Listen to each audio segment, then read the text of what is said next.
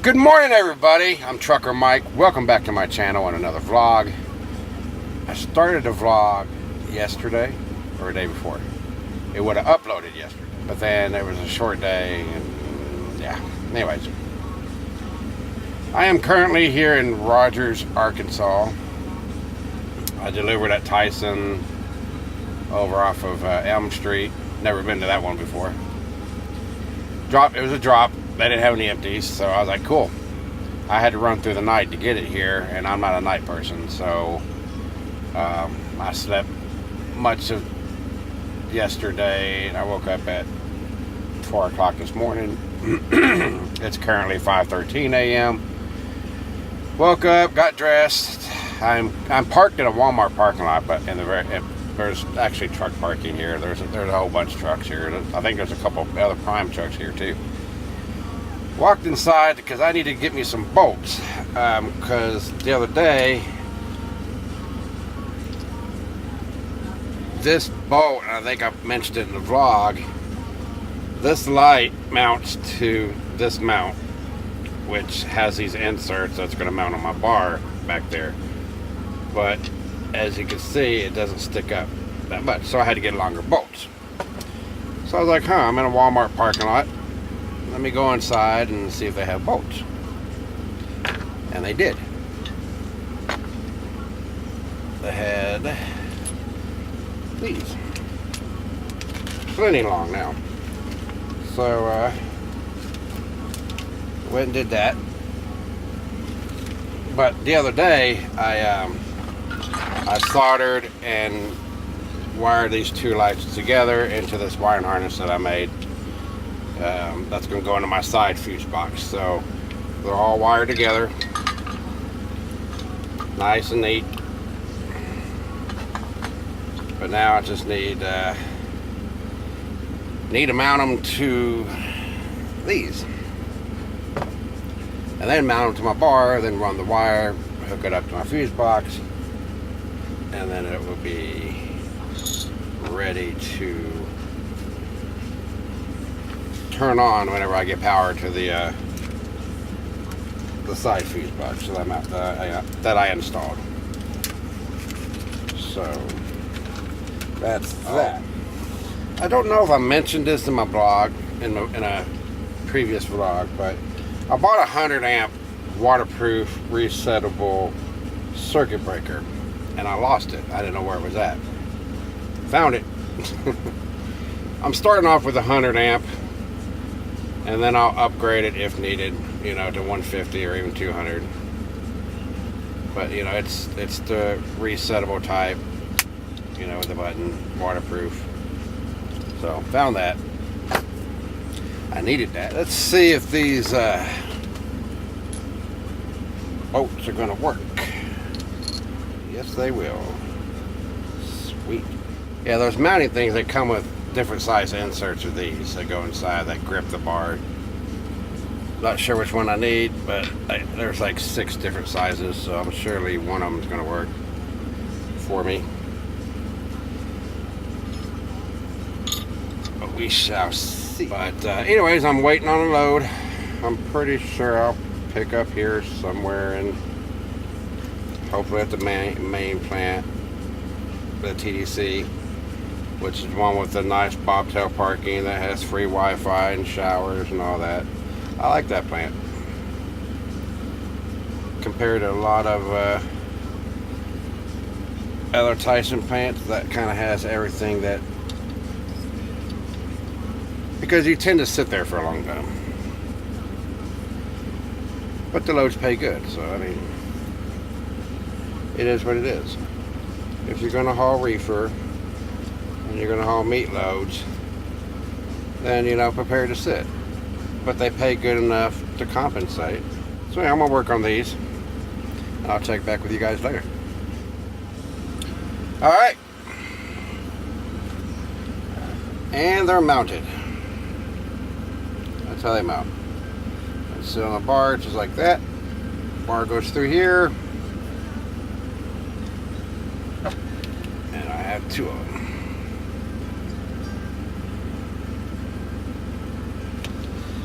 So yay. I just need power, man. I just need some power. I got power.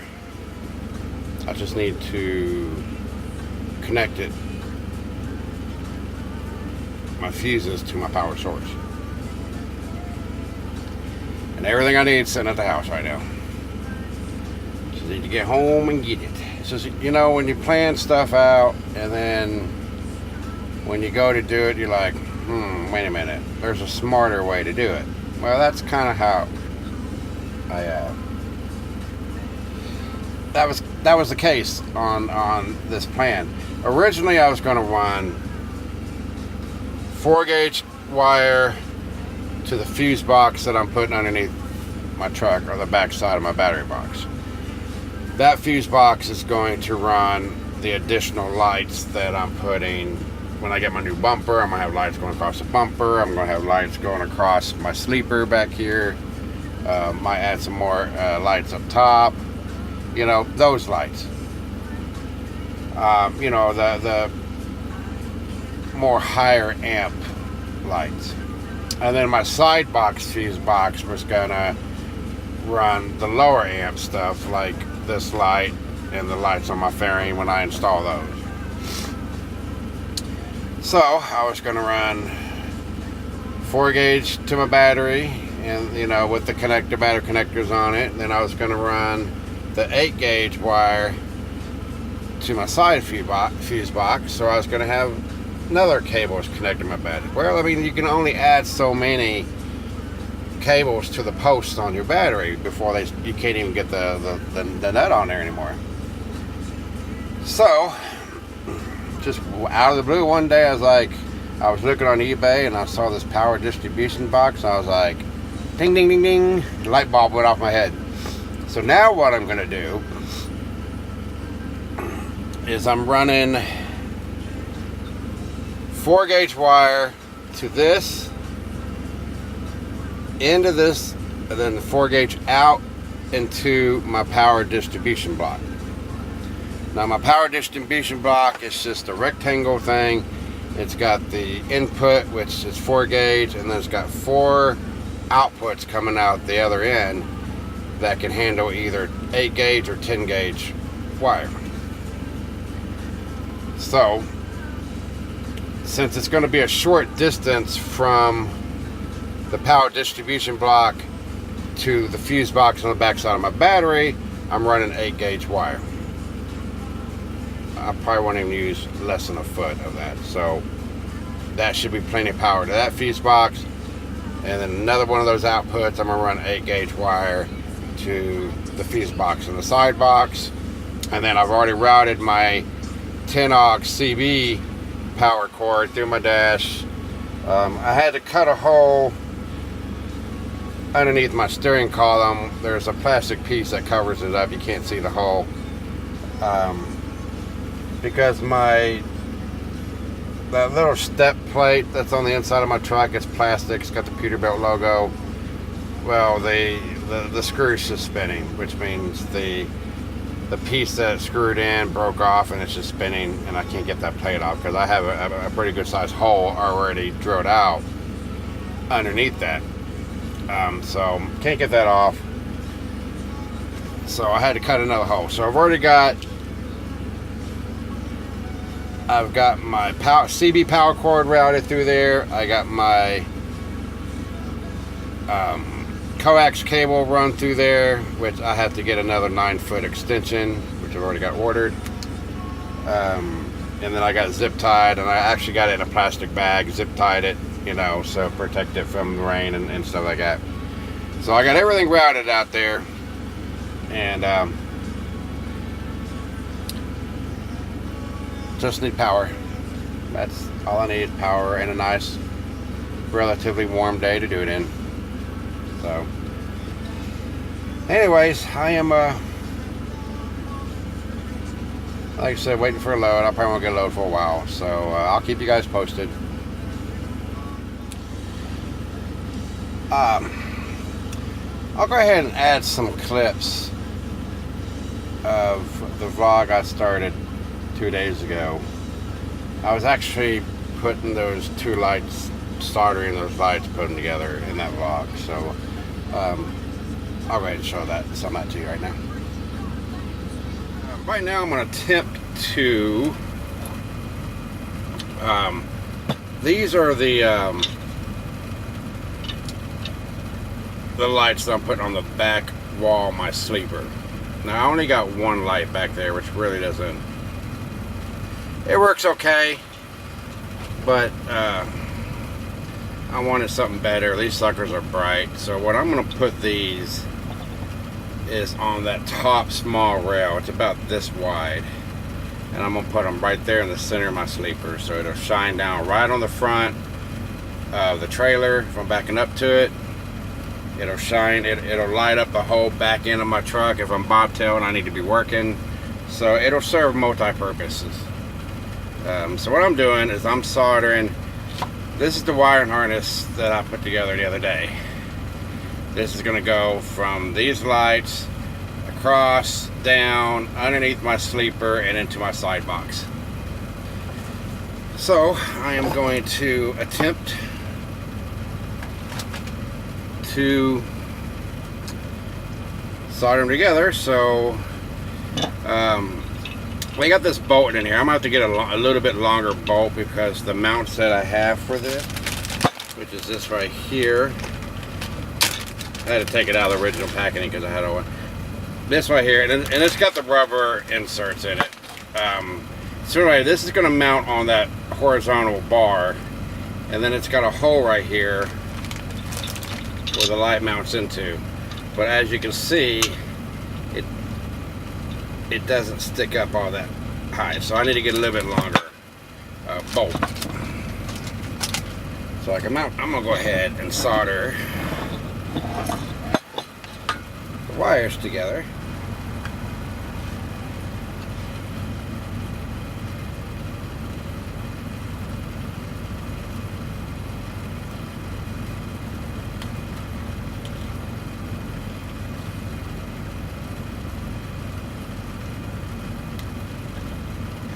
Alright,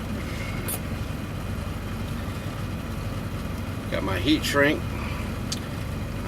I'll be putting this on before I put the heat shrink on. This is that silicone paste, and what this will do is it will protect the connection, keep it from corroding, and when I put the heat shrink on there and I heat it up, it'll squeeze all the excess paste out, and it'll create a watertight seal.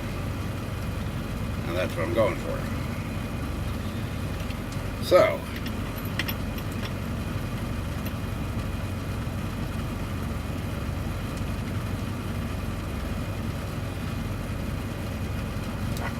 got my soldering gun.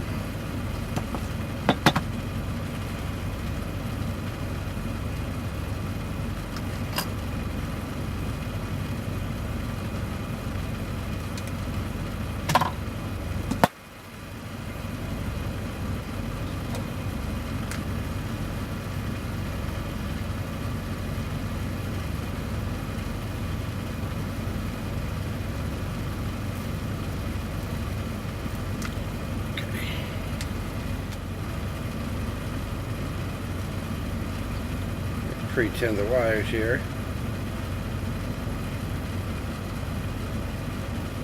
Okay. Alright. Might help I put the heat shrink on before I solder it together.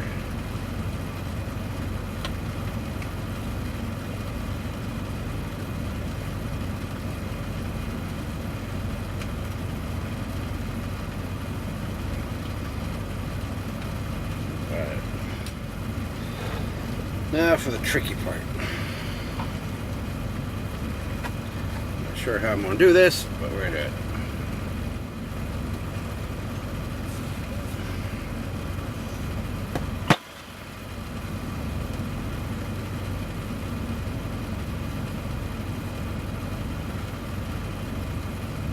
Well, that's one down.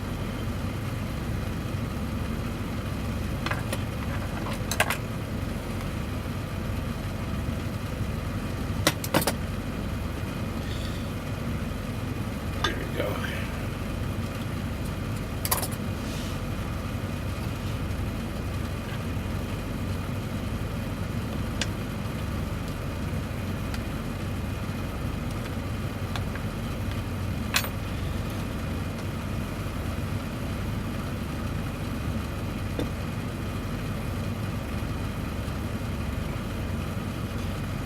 There we go. All right.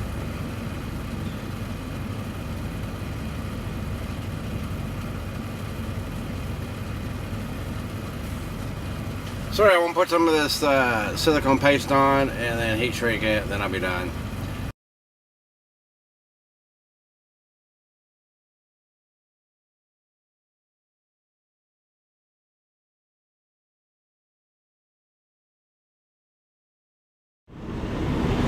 Alright guys, where I mounted my lights, you can see the wire going across. Whoops. Going across, it goes there. And that's on the back side of my fairing. It goes down there. And underneath my truck. It runs along the bottom here. I guess I'll show you. I haven't got it routed. I mean, I got it routed, but it's not final. I got to actually add a little bit more wire. But here it is right here. Plugs into here. But it's a little too short. So I need to add, so I can... Oh, this is going to be nice and neat when I get done with it. This is just temporary dry fitting and whatnot. So, yeah.